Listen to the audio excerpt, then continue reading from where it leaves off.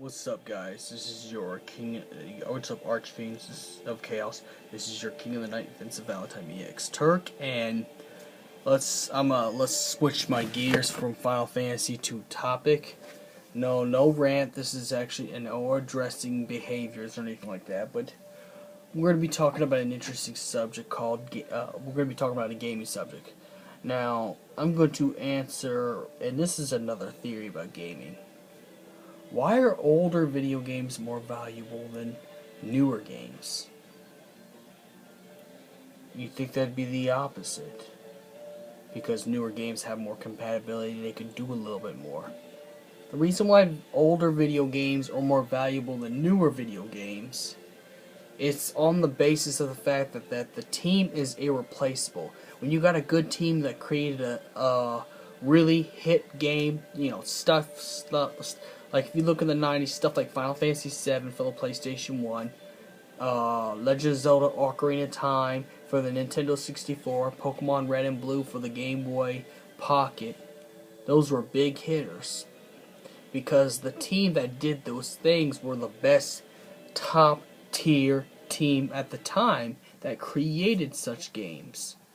And of course such games will get irreplaceable over time because with remakes, rehashes, collections, big collections, mega collections, older games get valuable.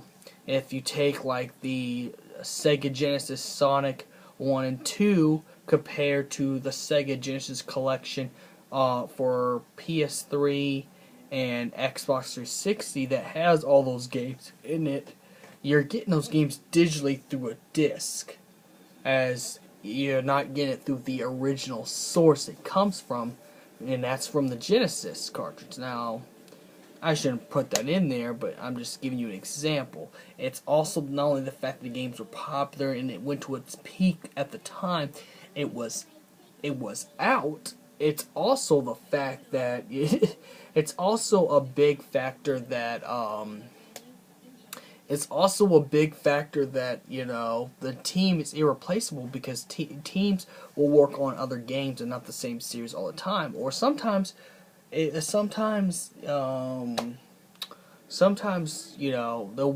they're not working on that series, they're probably not even there. They probably do not work at the game studio no more. Probably something has happened, a recession hit, or they just don't want to do this the rest of their life, or they have to be at the age of retirement.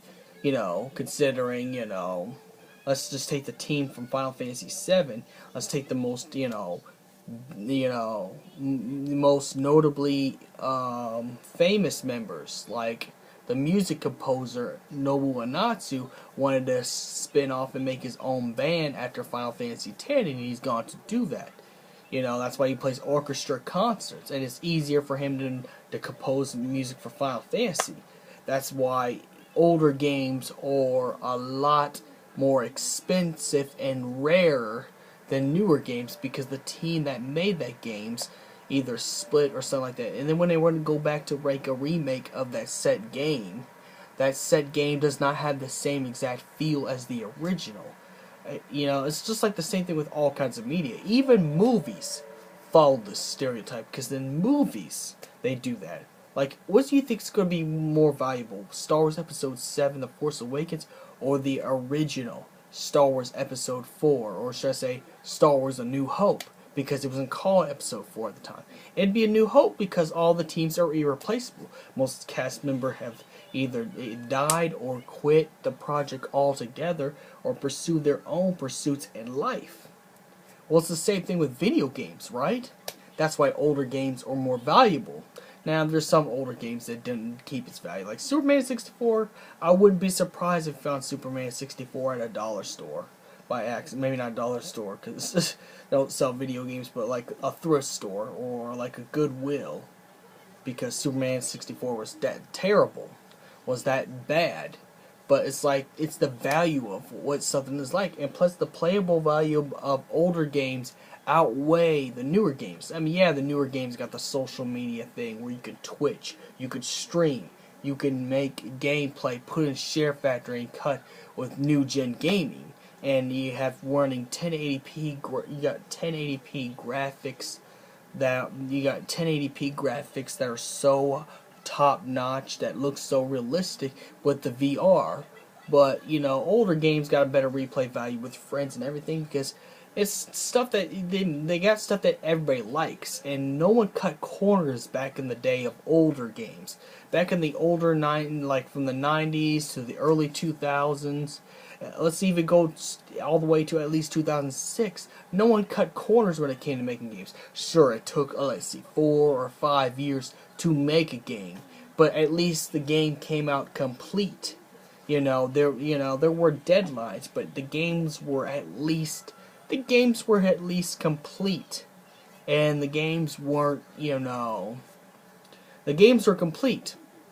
You didn't have to worry about getting an expansion pack. You could buy the expansion version, just like in Castlevania 64, where you can get the Legacy of Darkness and have the extra character who could turn to a wolf. It was still the same Castlevania 64, just with the wolf guy's story in it, and a couple extra levels and a couple of extra weapons that you never got in the original game, which were the expansion packs if you wanted to buy them. But they were optional because you didn't really need to have them. As for DLC, they make it not optionable, or you have to have it to get the full game experience, so they can keep transaction you every single step of the way.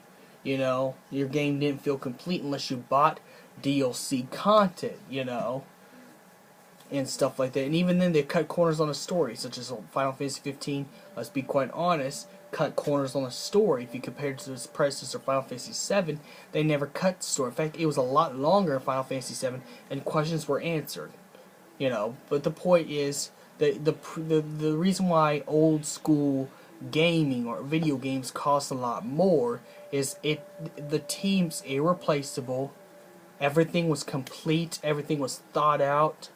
It was complete, and your friends can't argue with you about not playing older games and all that stuff. It was actually pretty good. It was actually a simplistic year. Now, I don't want to run this over because I'm going to need to make a thumbnail for the YouTube channel for this